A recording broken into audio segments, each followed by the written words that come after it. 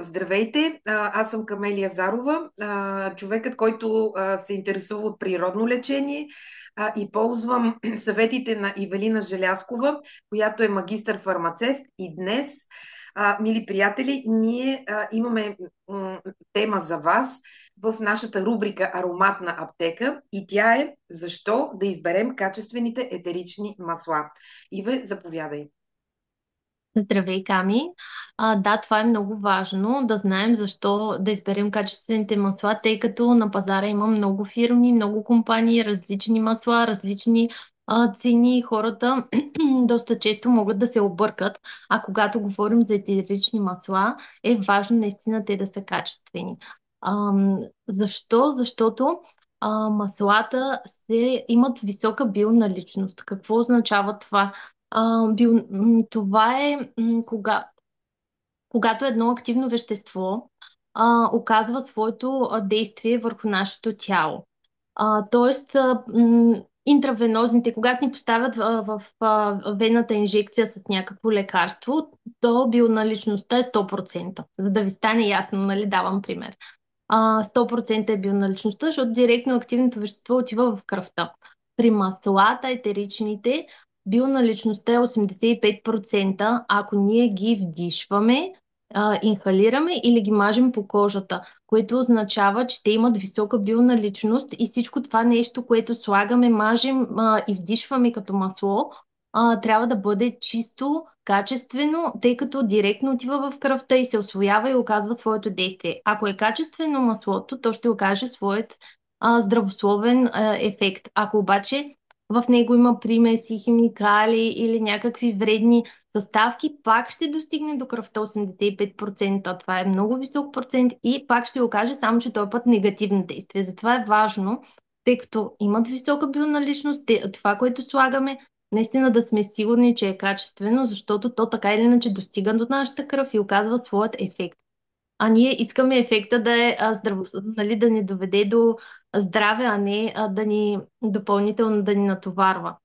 Така че в тази връзка етеричните масла действат много бързо, точно защото имат висока бионаличност и достигат до кръвта и оказват своя ефект. Бързо действат и се усвояват много добре от нашето тяло. Затова е важно точно какви ще бъдат маслата. Аз затова съм избрала етеричните масла на дотера и това, което говорим, ще бъде ето така изглежда едно шишенце, едно масло на дотера. Ам, Даже за го това виждам, даже го виждам лимон. лимон, да. Вижда ли се? Не знам. Малко назад. Да, ето сега е Да. добре. Сега е добре. Лимонче е това, което съм избрала. Ам, значи, ако говорим като статистика, маслата на фирма Дотера са на първо място в световен мащаб. Статистиката в света сравняваме маслата и компаниите, и те са на първо място по качество и са доказали това с сертификатите, които имат. За това и как да ги разпознаем? Едно от нещата, нали, предполагам, че ще ме попиташ, нали, от всичките тия много масла и фирми, как да разпознаем кои са качествени. Важно е да имат GMP сертификат. Тези масла на Дотера имат GMP сертификат. А, предполагам, че не всеки знае какво е GMP сертификат. Може би да обясня за това, нали? Да, А, да, аз знам какво е, но в смисъл много хора със сигурност не знаят. Да, от английски е Good Manufacturer Practice, означава добра производствена практика. Това означава, че тази фирма или компания, която иска да има такава добра производствена практика и такъв сертификат, трябва да отговаря на над 2000 показателя, които са измерими, точни и трябва да ги спазва. Всяка такава фирма, която претендира за такъв сертификат, трябва да отговаря на тези над 2000 показателя, които да спазват. Тоест, тук започваме от качеството на суровината, откъде е набрана тази суровина, от кой район на света, дали е чиста тази суровина, дали има пестициди, дали е органична, дали е обработвана с някакви химикали. как е съхранявана, докато достигне до завода, където да започне самия процес. В производствения процес също, нали, всяка една стъпка е описана точно как трябва да протича и се проследява. Така че дори, примерно, какви машини да се използват, тук се влага доста техника, инвестира се в добри, такива качествени машини. Дори е важно и въздуха, примерно, какъв е температурата на въздуха, каква е чистотата. Важно е също, примерно, дали персонала е квалифициран, защото тук се изисква да е квалифициран персонала. Не може кой да е да работи в такова производство, където има GMP производствена практика. Тоест, има много показатели, на които трябва да се отговаря и това е едно много по-скъпо производство, отколкото ако няма едно етерично масло, такъв сертификат. Това е сертификат за качество, гаранция за качество и тъй като той не е задължителен за етеричните масла, има много малко фирми в света, които сами са решили да си го наложат да го имат и да отговарят на това качество. Дотера е една от тези фирми, които има такъв сертификат и те са решили, че искат да бъдат най-добрите на пазара, за да може това да ги отличава наистина. И те наистина се отличават с това качество. Така че затова съм избрала и за себе си, и за семейството си, и затова и това и препоръчвам и на хората, защото знам и съм се убедила, нали, в действието им, използвам ги върху себе си и знам, че наистина са качествени продукти. Затова мога с чисто сърце да ги препоръчвам на всеки един човек, защото наистина оказват своя ефект благотворно за здравето, а не да си вредим. Защото с едно масло, което а, по некачествен начин е произведено, може наистина да се навредим.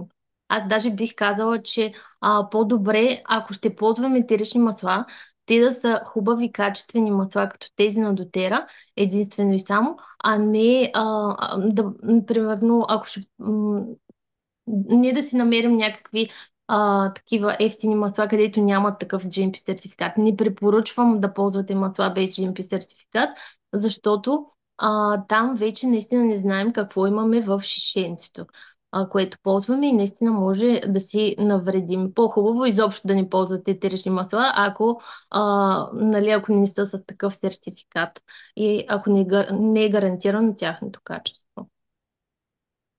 Добре, Иве, благодаря ти. Аз всичко си записвам. Наистина много е важно всичко това, което казваш за мен, защото първо аз, когато вече си ги слагам, ще се сещам за този GMP сертификат и освен това ще мога да споделя с моите близки това, което днес научих от теб. Да, Но аз имам още един въпрос, който мисля, че е много важен за да. много хора. Как да разпозная нали, качествените етерични масла? Ами, значи първото, това със сигурност да има GMP сертификат е едно от нещата. Друго нещо, което ги отличава, например, ето тук на шишенцето, аз затова съм го донесла да видите, отдолу има едно номерче. Вижда се. Не знам, вижда ли се? Да. Чак номерчето не го виждаме. Кое Да, е? Се вижда. въпросът е, че има номерче. Имат си страница, която се казва Source to You на английски. Източник, Source to You, където може да си въведете това номерче и там се вижда вашето масло, шишенцето, което имате, какво съдържа вътре. Тоест, точен химичен състав. Ам, от какъв вид на шишенцето се вижда от какъв вид е направено маслото, от какъв сорт. Това също е много важно. Какъв е сорта на билката. Защото някой има, примерно, различни видове евкалипт. Обаче има определен сорт, който има най-добър такъв здравословен ефект върху тялото и някой с по-низко качество, така да го кажем. Така че там може да си проверите суровината, откъде идва, от коя държава по света, защото дотера избират всяко тяхно масло идва от различни краища по света и избират точно тези видове сортове билки, които са най-ефективни, за да окажат най-добър благотворен ефект върху тялото. т.е. с най-качествен химичен състав да е самата билка. И всяка една билка идва от различно място по света, защото там е доказано, че примерно вирее най-добре. м, В България, примерно, дотера взимам от България лавандула и роза, защото е доказано, че българската лавандула и българската роза имат най-високо качество етерично масло в света и те за това взимат суровина от България. Има от, примерно, тамяна го взимат от Етиопия. Тоест, ние с този номер може да проследим откъде е дошло нашето масло, от коя държава, как е, дори как е било отглеждано, всяка една подробност за това какъв процес е преминало и химичния състав. Тоест, ние знаем в това шишенце какви вещества има и в какъв процент. Това е защото се правят много лабораторни изследвания от химици и хроматографски изследвания се наричат, където те установяват точно колко процента е всяко активно вещество. Това е много трудоемък процес и изисква доста знания, но пък от друга страна така те гарантират, че това масло примерно ще окаже този ефект. Защото за да сме сигурни, че ще окаже този ефект, трябва да знаем точно какъв процент е активното вещество, което ще го окаже. А тук това е направено и реално е направено от специалисти и процентите са точно толкова, колкото трябва да бъдат, за да окажат този ефект. Имам предвид, че, например, сега сещам, пример да ви дам, за да ви стане по-ясно. Чайното дърво, етерично масло от чайно дърво, една от основните му съставки химични е 1,8 цинеола. Той обаче, ако е в голям процент, може да дразни кожа и лигавици. Тоест, когато говорим за някакво такова ефтино етерично масло, там ние не знаем процента на 1,8 цинеола, от цинеола колко е, защото то е билка, която просто като не са направени тези хроматографски химични анализи, а, производителя не ги е направил и не знае реално колко процента е вътре в това, в шишенцето. А това зависи, нали, от вида на билката, зависи от ам, каква е била годината, реколтата, дъждовете, почвата, откъде е брано. Разбирате ли? Тъй като е билка, всяка година е различно това. При дотера, тъй като това нещо го проследяват, изследват, те си знаят, че всеки път слагат в тяхното си шишенце 1,8 цинело, който да е 5%. Това е процент, който да не дразни лигавица и кожа. И тогава ние знаем, че безопасно можем това масло да го ползваме на лигавица и кожа. Докато другите, примерно, които нямат направен такъв химичен анализ, ние не можем да сме сигурни дали няма това да ни подразни кожата. И по някой път хората казват, ама аз няма да ползвам чайно дърво, защото се зачервих. Да, защото не е качествено маслото. Докато, примерно, ако ползвате на дотера маслото чайно дърво, няма да се зачерви кожата. Да, разбираш ли? Да, ами Иве, аз мисля, че ние сме към своя край. Ако ми разрешиш, като добра ученичка, аз си записах най-важните неща и просто искам да ги обобщя. Първото беше, че за етеричните масла, че те се освояват на 85% бързо от кожата и затова е хубаво да са чисти. Маслата на дотера имат GMP сертификат. Това е добра производителна практика, която е гаранция за качеството. И номера на шишенцето, всъщност, ние по него в табличката може да разберем откъде точно идва маслото и какво съдържа точно. Така че Какъв е точният химичен състав и да знаем какво точно действие може да окаже. да окаже. Знаеш ли Да, какво ще забравих да, да дам да. като интересен пример, нали, как да разпознаваме, как може примерно да знаем фалшификатите от Да, да, истинските. да. Това ще е много интересно. Затова съм взела лимона, защото исках за него да дам пример. Например, етеричното масло от лимон се прави от корите на лимона, се извлича. Дестилира се от корите на лимона. И дотера, а, те, те с този GMP сертификат гарантират, че нямат пестициди в производството си, в суровините, които използват за производството си. Знаете, ако си купим лимони и портокали от магазина, как те са с такива обработени с пестициди, химикали, за да може да издържат и да не се развалят. И реално тази кора, тя не става за ядене на портокала и на лимона, която ако си вземеш такъв от магазина, защото е точно такава, с всякакви химикали по нея. Те са едни такива, знаеш, дори на пипа не се усеща, че Да, има нещо върху ябълките кората. лъщят се едно са гланцирани, да. Точно, точно. Докато техните лимона, както е тук, тъй като от корите се взима, ако има пестициди и химикали, това нещо попада в маслото. И ние не искаме тези пестициди и химикали да попадат и в нашата кръв.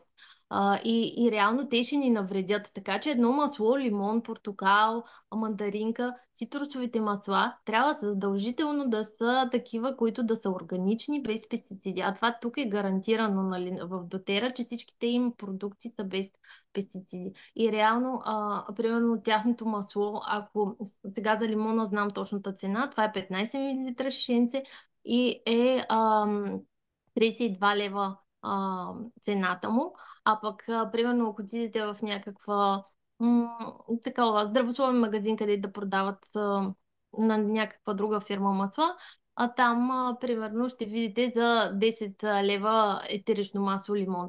Няма как да бъде това с лимони, които са без пестициди, без химикали, органични лимони. Това са органични лимони тук и ние реално може дори да си капнем в капчица върху мед и да го приемем и вътрешно това масло, защото то е натурално, без пестициди. Докато и на другото шишенце, където няма GMP сертификат, от лимон ще пише за 10 лева, ще пише натурално, обаче примерно тези кори от лимони със сигурност ще бъдат неорганични и ще бъдат с тези пестициди и ние ще си навредим повече и не е добре изобщо цитруси да пием, ако не са с гарантирано такова GMP сертификат, гарантирано качество, да са органични.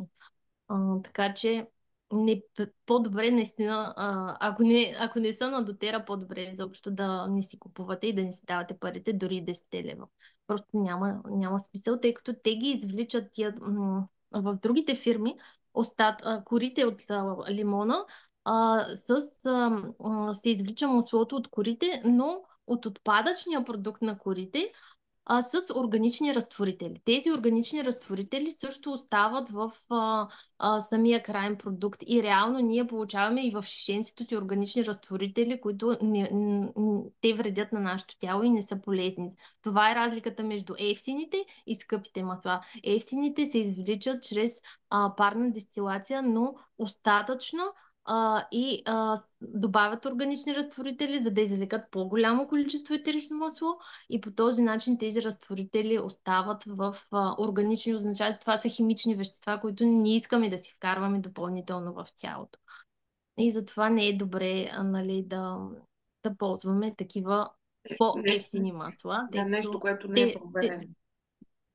да, което не е проверено. Просто аз никога не бих дала на детето си или на себе си или на някой близък да пие, примерно, етерично масло от цитрус на друга фирма, защото тук знам, че наистина е органично и без тези пестициди, без химикали, без тези органични разтворители. Просто масово ефтините масла са с такива органични разтворители. Друго нещо, което правят, примерно, за да окаже добър ефект, за да има повече масло, така да кажа. Примерно масло от хвойна, взимам за пример. Там дотера е установила, че за да оказва най-добрия си ефект маслото от хвойна, трябва да бъде дистилирано единствено и само от плодчетата на хвойната. Пък някои от производителите, примерно, дистилират и правят маслото не само от почтата, от цялата клонка. Тогава какво става? По-голямо количество масло за производителя, повече ще продаде, обаче всъщност качеството ще е по-ниско, защото състава ще е различен, ако се вземе от клонката, ако се вземе от плода, ще бъде ефекта вече този, който ние търсим, чисто здравословно, който ще ни донесе полза. Разбираш ли разликата? Да, да, наистина, наистина, това е всичко, което казваш. Аз виждам, че ти искаш да ми разкажеш много неща Да. в Може би след... другия път още повече примери, защото това е според мен интересно на хората да чуят повече от Да, кухнята. да. И всеки от вас, който гледа това видео, ако има някакви въпроси, задайте ги под видеото и следващия път Ивето ще ви отговори. Така че ние с нея ви благодарим за вниманието, за вашия интерес, който проявявате и очаквайте следващото ни видео следващата седмица. До, Да, до скоро! надявам се да ви е полезно ако е така, моля да го споделите на свои приятели, да харесате и да коментирате, да ни помогнете да популяризираме канала повече и повече хора да знаят за етеричните масла и как да се лекуват по един естествен начин. А за сега бъдете здрави от нас с Ивето и нашата ароматна аптека. До скоро! До скоро!